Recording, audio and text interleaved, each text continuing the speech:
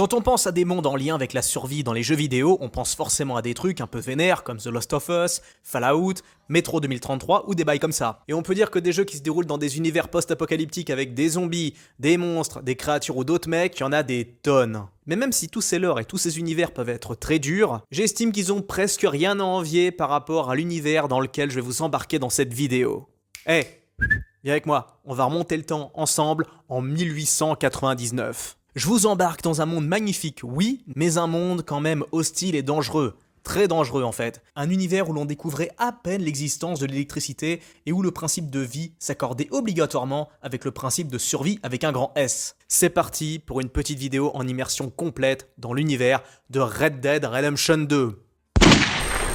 Ah, Red Dead Redemption 2, je ne compte même plus les heures que j'ai passées sur ce chef-d'œuvre. Que ça soit par rapport à l'aventure d'Arthur Morgan et de son gang, par rapport à la carte aussi vaste que magnifique à explorer, sans parler du nombre colossal d'activités que vous pouvez accomplir pendant toute la durée du jeu, ça va faire 5 ans que le jeu est sorti, toujours aussi beau, toujours aussi imbattable. Non mais en vrai, c'est une dinguerie. Jamais dans un jeu vidéo, j'aurais passé autant de temps à écumer toute cette carte. Combien d'heures j'ai pu passer à admirer et explorer chaque recoin, chaque forêt, chaque montagne, chaque colline, ces contrées sauvages, mais aussi toutes ces villes. J'en ai aucune idée, mais je peux vous confirmer que c'était juste colossal. Quand on regarde une jaquette pareille, franchement, elle a rien d'incroyable, elle est hyper sobre, et bah pourtant, malgré tout, ça contient le jeu le plus beau jamais créé. J'ose même pas imaginer ce que ça donne sur un PC toute nouvelle génération. Pourtant, malgré les balades bucoliques dans les montagnes, les hautes plaines, les bois ou les bayous, faut pas oublier que la vie dans l'Ouest sauvage, ça craint un peu. Car la vie était dure à l'époque, mais genre vraiment dure les gars, je sais pas si vous réalisez. À cette époque-là, surtout dans l'Ouest sauvage, la civilisation commençait à peine à grappiller du terrain. Et c'est peut-être l'un des mondes les plus hardcore jamais vus dans un jeu vidéo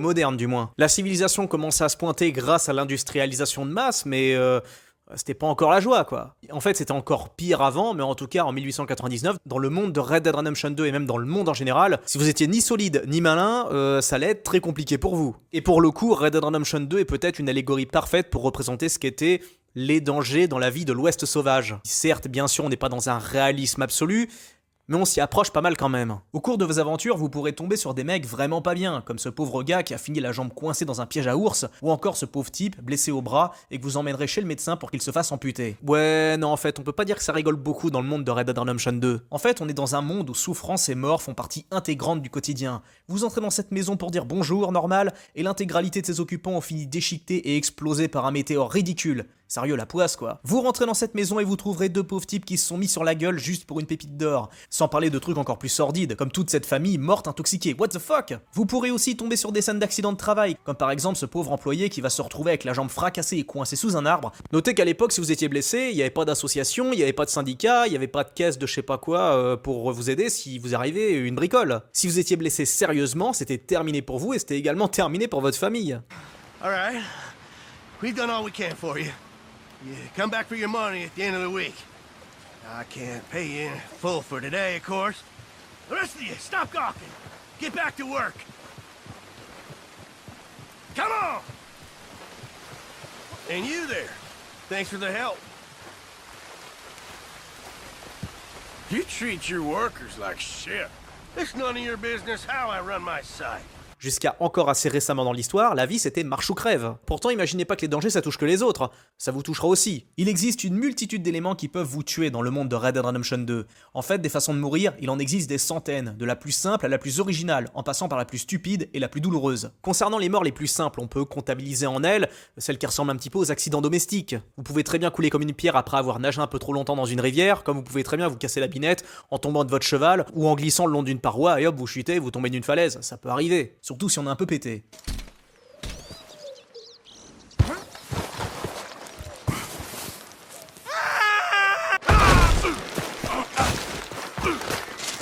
Mais si on enlève ce genre d'accident qui est malheureusement encore un peu trop courant aujourd'hui, tout le reste, tout ce qui vous entoure, ça peut littéralement vous buter. Et le risque le plus évident, c'est celui de terminer en victime par un autre commun des mortels. Et vu le gabarit et le charisme de Morgan, c'est assez étonnant que des mecs aient le courage de vouloir se friter avec lui. Surtout dans certains quartiers de Saint-Denis, ou dans la ville de Van Horn, ce coin un peu isolé où même les flics osent pas rentrer. Vous bousculez un mec par accident et bam, ça finit en baston général. Enfin, baston général dans le sens où vous êtes seul contre tout le monde. Et encore, là on parle des coins les plus dangereux, mais n'imaginez pas que les mecs des coins un peu plus tranquilles sont du genre à se laisser embrouiller comme ça. Une réflexion qui passe moyen envers un simple coup d'âme peut très vite tourner à l'affrontement, et il arrive que vous puissiez tomber sur des coriaces. J'en parle même pas si vous commencez à embrouiller une meuf, là c'est tout le monde qui vous tombe dessus. everything you got on ¿Perdiste you la now. cabeza?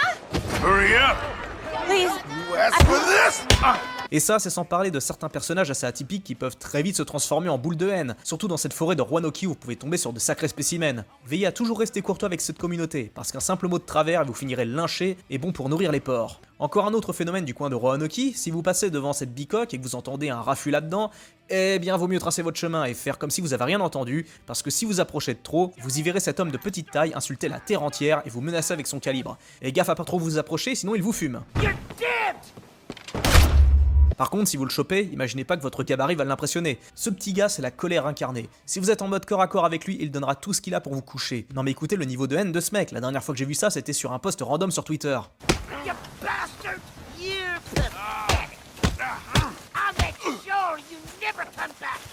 Think you're tough, do you? Même quand vous vous tirez, le gars va vous suivre non-stop pour vous soulever. Et là encore, on a parlé de ces mecs qui sont pas des tendres, mais il y a bien pire, parce que le monde de Red Dead Redemption grouille de gars vraiment dangereux, du genre à faire passer ceux dont je vous ai parlé pour des gosses de 12 ans. Déjà en se venant du côté de Big Valley ou de New Hanover, vous pouvez tomber sur le gang des O'Driscoll. Vous pouvez les trouver en train de maraver un pauvre type, les voir dépouiller une diligence, ou vous pouvez également tomber vous-même dans un braco. Après, vous aurez régulièrement à les croiser dans le jeu, et plus d'une fois les O'Driscoll vous mettront la misère. Plus au sud du côté de Lemoyne, vous pouvez croiser des fractions armées qui sont restées quai bleu en 1863.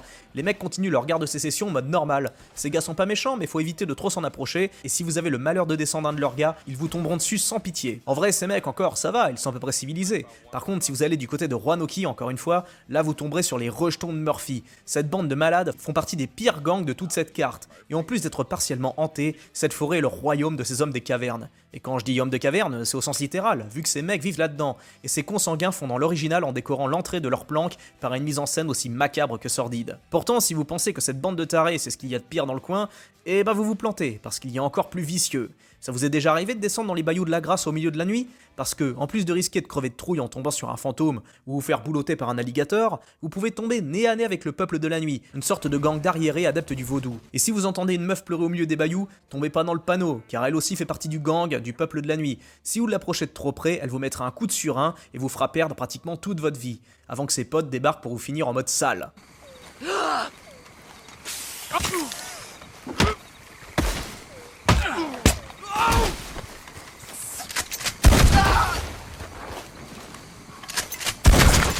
Creepy bastards!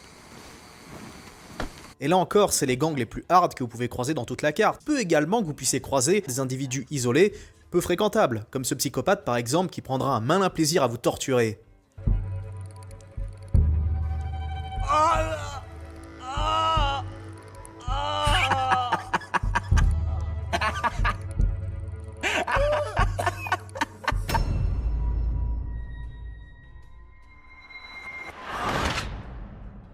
Si les criminels peuvent être aussi déter que nombreux, il faut pas non plus oublier dans l'équation les flics, les shérifs, les marshals ou encore les chasseurs de primes. Ils peuvent très bien vous buter si vous faites une grosse dinguerie ou vous foutre en zonzon si vous faites nimp. Vous pouvez très bien vous faire gauler par le shérif. Si vous êtes pas trop agressif, lui et ses hommes vous laisseront filer. Mais si vous faites le guignol, vous finirez en cellule. Et puis là, vraiment, si vous dépassez les bornes, vous vous ferez fumer par les agents en place dans le secteur et si vous les butez, vous ferez face à d'autres agents qui débarqueront en vague ininterrompue jusqu'à ce que vous les semiez ou jusqu'à ce qu'ils vous descendent. Et si jamais vous faites trop le fou et que votre tête est mise à prix, sachez que vous ne pourrez pas dormir tranquillement sans avoir payé le montant de votre prime.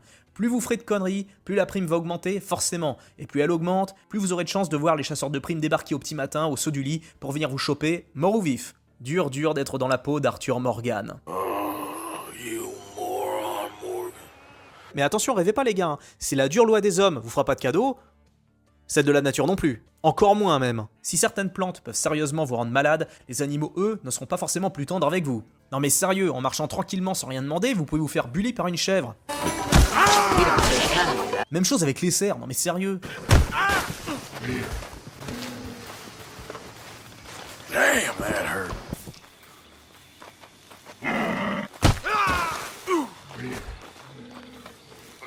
Damn.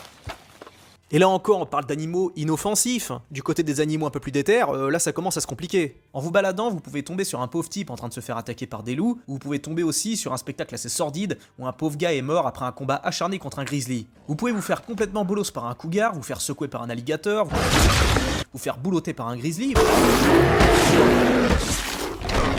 voire même vous faire égorger par un lion à un moment. Oui, un lion. Mais le pire pour moi, ça reste quand même les cougars et autres panthères qui sont aussi agiles que vicieuses. Soyez bien au taquet quand ces démons vous tombent dessus, car si vous les loupez, elles vous rateront pas.